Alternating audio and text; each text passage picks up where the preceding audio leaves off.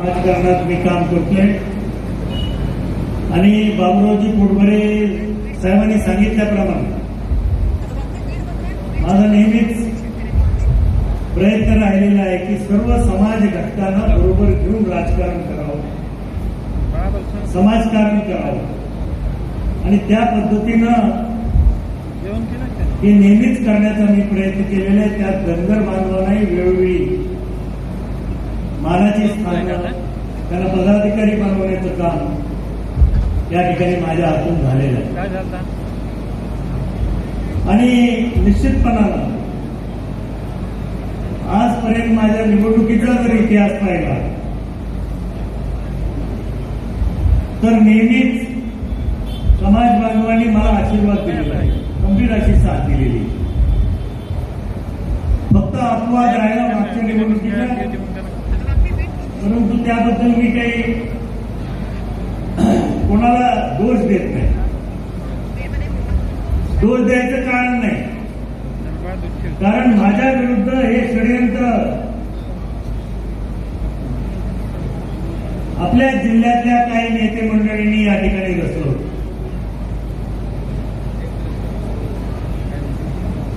धनगर बांधवाच्या एका नेत्याला त्यांनी आम्ही संपूर्ण दुसऱ्या समाजाची, आमच्या समाजाची मतं देतो, तुम्ही उभा राहा म्हणून त्यांना पुढं केलं. काही मराठा समाजातल्या लोकांनाही त्यांनी पुढं केलं, फक्त धनगर बांधवांना नाही. कोट्यावधी रुपये देऊन त्यांना उभं केलं गेलं आणि त्यामध्ये निश्चितपणानं मागच्या निवडणुकीचा जर अपवाद वगळला तर पहिल्यापासून माझ्या राजकारणाच्या सुरुवातीपासून धनगर बांधवांनी नेहमीच मला सहकार्य केलेले, नेहमीच खंबीर अशी साथ दिली आणि मी माझ्या परीनं समाजाच्या गावासाठी असो, व्यक्तिगत कामामध्ये असो, नेहमीच समाज बांधवांना एक गुप्त माप देण्याचा प्रयत्न प्रामाणिकपणाने केले. त्या जयंतीच्या निमित्तानं आपण राजमाता अहिल्यादेवी होळकरांनी जे काही काम त्यांच्या कारकिर्दीत केलं, त्यांना पुण्यश्लोक ही पदवी मिळाली, त्याचं कारणच एवढं आहे की 12 ज्योतिर्लिंगाचा उद्धार, ठिकठिकाणी नदीघाट बांधकामं असतील, धर्मशाळा उभा करण्याचं काम असेल, पिण्याच्या पाण्याची व्यवस्था असेल, अन्नछत्र असतील, ही पहिल्यांदा सुरू करण्याचं काम ते पुण्यश्लोक अहिल्यादेवी मातेने केलं आणि संपूर्ण भारतभर हे त्यांचं काम आहे. आपल्याच मतदारसंघामध्ये मंदिरातला गोदावरी काठावर त्यांनी घाट बांधलेला आहे, तो अजूनही तोच घाट त्या ठिकाणी कार्यरत आहे. आज 300 वर्षानंतरही मजबूत रीतीनं तो घाट या ठिकाणी कार्यरत आहे आणि म्हणून खऱ्या अर्थानं जेव्हा आपण एखाद्या व्यक्तीचा जन्मोत्सव साजरा करतो, जयंती साजरी करतो, तेव्हा त्या व्यक्तीने त्या जीवनात आपल्या काय केलेलं आहे, कोणता विचार सांगितलेला आहे समाजासाठी, त्याची उजळणी करणं आणि त्या मार्गावरती आपण चालणं आपल्या आयुष्यात, हे खरं जयंती उत्सवाचं काम आहे असं मी मानतो. आणि म्हणून आपण प्रत्येकाने राजमाता अहिल्यादेवी होळकर यांचा आदर्श घेऊन आपल्या जीवनामध्ये वाटचाल करावी, आपल्या मुलाबाळांना घडवण्याचं काम करावं. बाबुरावांनी सांगितल्याप्रमाणे आजकाल शिक्षणाला अतिशय मोठं महत्व आहे आणि म्हणून प्रत्येकाने आपल्या मुलाला शिकवलं पाहिजे. जास्तीत जास्त सक्षम बनवायचं असेल तर शिक्षण हे गरजेचं आहे आणि म्हणून शिकवण्याकडे सर्वांनी लक्ष द्यावं. अनेक मागण्या मंत्री आल्या की होत असतात. दत्ता मामा भरणे हे अतिशय कार्यक्षम मंत्री म्हणून महाराष्ट्रामध्ये ओळखले जातात आणि मला वाटतं की महाराष्ट्रातल्या धनगर समाज बांधवाचा प्रतिनिधी म्हणून निश्चितपणानं शासनाच्या माध्यमातून जशी या ठिकाणी मागणी झालेली आहे मोठ्या प्रमाणामध्ये या समाजासाठी निधी उपलब्ध करून देण्याचं काम असेल, नोकऱ्या देण्याचं काम असेल, व्यवसाय उद्योगासाठी कर्ज देण्याचं काम असेल, पारंपरिक व्यवसाय म्हणून शेळी मेंढीचा व्यवसाय असेल, याच्यासाठी शासनाच्या माध्यमातून जास्तीत जास्त योजना या समाजापर्यंत पोहोचवण्यासाठी दत्ता मामा हे पुढाकार घेतील आणि आमच्या उपमुख्यमंत्री आदरणीय सुनेत्रा वहिनी, आपले मुख्यमंत्री देवेंद्रजी फडणवीस, दुसरे उपमुख्यमंत्री एकनाथरावजी शिंदे यांच्या सहकार्यानं, यांच्या मदतीनं या समाज बांधवांसाठी भरीव असं काम करतील असं निश्चितपणानं विश्वास मी व्यक्त करतो. आणि त्याचबरोबर भरणे मामांना विनंती करतो की आमच्या माजलगाव मतदारसंघामध्ये कृषी कार्यालयासाठी एक कृषी भवन त्यांच्या खात्याची जी योजना आहे ती देण्याची घोषणा त्या ठिकाणी करावी. आपण सर्वजण आलात त्याबद्दल आपल्या सर्वांचं खूप खूप अभिनंदन करतो आणि थांबतो. जय हिंद, जय महाराष्ट्र, जय माझा. समाजकारणात मी काम करतोय आणि बाबुरावजी पोटभरे साहेबांनी सांगितल्याप्रमाणे माझा नेहमीच प्रयत्न राहिलेला आहे की सर्व समाज घटकांना बरोबर घेऊन राजकारण करावं, समाजकारण करावं आणि त्या पद्धतीनं हे नेहमीच करण्याचा मी प्रयत्न केलेला आहे. त्यात धनगर बांधवांनाही वेळोवेळी मानाची स्थानं, त्यांना पदाधिकारी बनवण्याचं काम या ठिकाणी माझ्या हातून झालेलं आहे. आणि निश्चितपणानं आजपर्यंत माझ्या निवडणुकीचा जर इतिहास पाहिला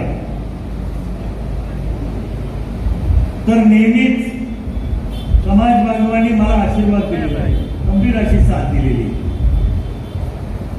फक्त अपवाद राहिला मागच्या निवडणुकीचा, परंतु त्याबद्दल मी काही कोणाला दोष देत नाही, दोष द्यायचं कारण नाही. कारण माझ्या विरुद्ध हे षडयंत्र आपल्या जिल्ह्यातल्या काही नेते मंडळींनी या ठिकाणी रचलं होतं.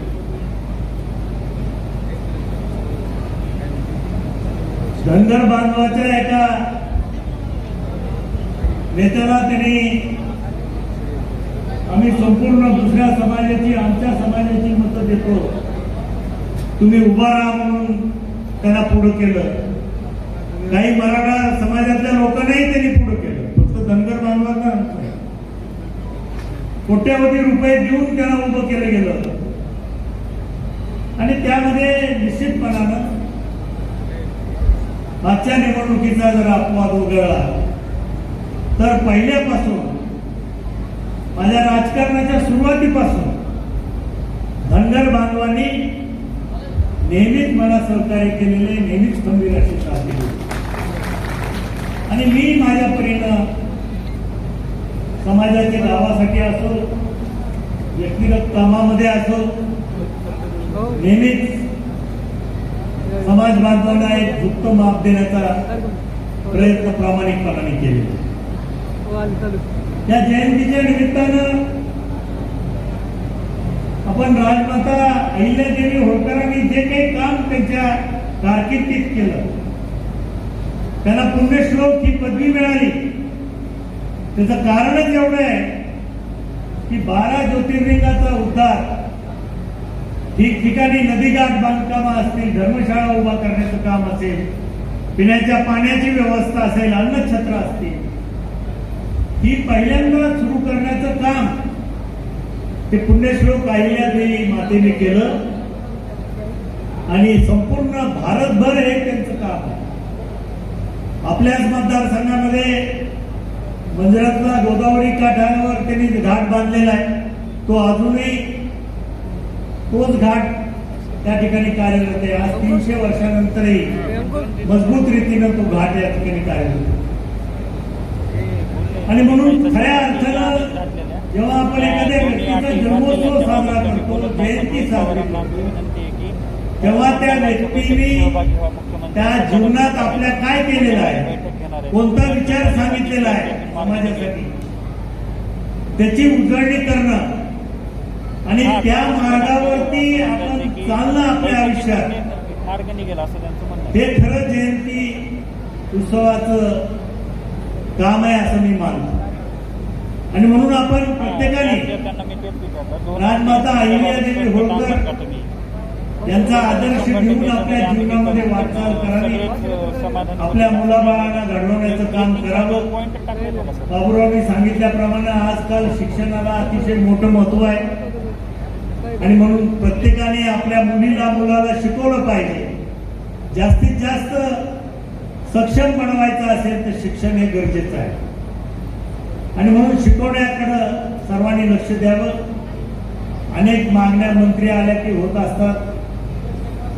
दत्ता मामा भरणे हे अतिशय कार्यक्षम मंत्री म्हणून महाराष्ट्रामध्ये ओळखले जातात आणि मला वाटतं की महाराष्ट्रातल्या धनगर समाज बांधवाचा प्रतिनिधी म्हणून निश्चितपणानं शासनाच्या माध्यमातून जशी या ठिकाणी मागणी झालेली आहे, मोठ्या प्रमाणामध्ये या समाजासाठी निधी उपलब्ध करून देण्याचं काम असेल, नोकऱ्या देण्याचं काम असेल, व्यवसाय उद्योगासाठी कर्ज देण्याचं काम असेल, पारंपरिक व्यवसाय म्हणून शेळी मेंढीचा व्यवसाय असेल, याच्यासाठी शासनाच्या माध्यमातून जास्तीत जास्त योजना या समाजापर्यंत पोहोचवण्यासाठी दत्ता मामा हे पुढाकार घेतील आणि आमच्या उपमुख्यमंत्री आदरणीय सुनेत्रा वहिनी, आपले मुख्यमंत्री देवेंद्रजी फडणवीस, दुसरे उपमुख्यमंत्री एकनाथरावजी शिंदे यांच्या सहकार्यानं, यांच्या मदतीनं या समाज बांधवासाठी भरीव असं काम करतील असं निश्चितपणानं विश्वास मी व्यक्त करतो. आणि त्याचबरोबर भरणे मामाला विनंती करतो की आमच्या माजलगाव मतदारसंघामध्ये कृषी कार्यालयासाठी एक कृषी भवन त्यांच्या खात्याची जी योजना आहे ती देण्याची घोषणा त्या ठिकाणी करावी. आपण सर्वजण आलात त्याबद्दल आपल्या सर्वांचं खूप खूप अभिनंदन करतो आणि थांबतो. जय हिंद, जय महाराष्ट्र, जय माता.